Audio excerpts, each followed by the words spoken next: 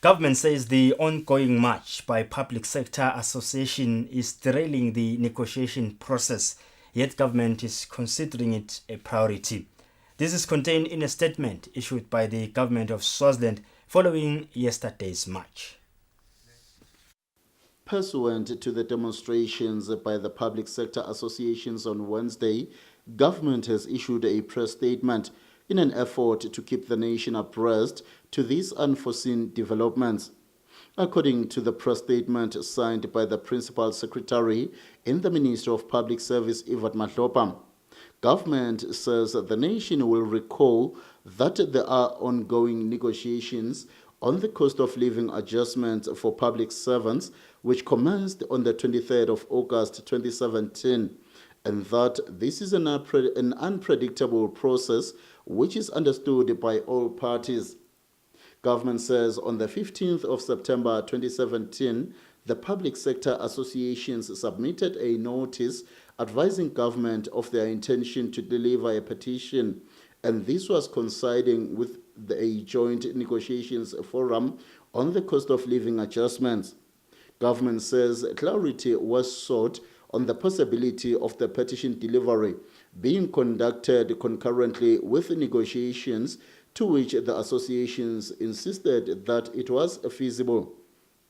Government says never did the associations submit the petition as per their notice, yet the government negotiations team has made all legal provisions to honor its obligation in accordance with codes and guidelines Schedule 4, subsection E of the Industrial Relations Act of 2000 as amended.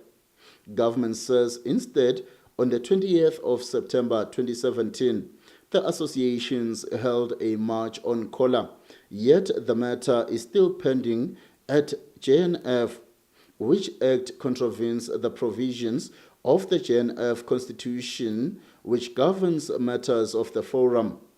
Government says in the PSA's own assertion through a correspondence dated 15 September 2017, the purpose of the petition was to demand an improved offer in the salary negotiations. This act, according to government on its own, is against the spirit of the negotiations clause 6.3 of the JNF constitutions, clearly stipulates that issues that are before the JNF shall be dealt with to finality without the involvement of other fora, unless this is agreed by the JNF. Government says, notwithstanding the above, the JNF continued as planned, and the government negotiation team raised its concerns regarding the presence of the public sector associations members who were not only disturbing the negotiations proceedings but also intimidating the parties. Government says such an act never yield positive result, save to frustrate the whole process. It says, at this juncture, parties have not finalized the negotiations on the matter, and the act by the public sector associations demonstrates a lack of commitment to the negotiations table. The GNT is constrained to continue with the negotiations on the matter while it is being addressed at different forums, and this is against the provisions of the JNF Constitution. Further, government says the ongoing march by the Public Sector Association is derailing the negotiation process, yet government is considering it a priority.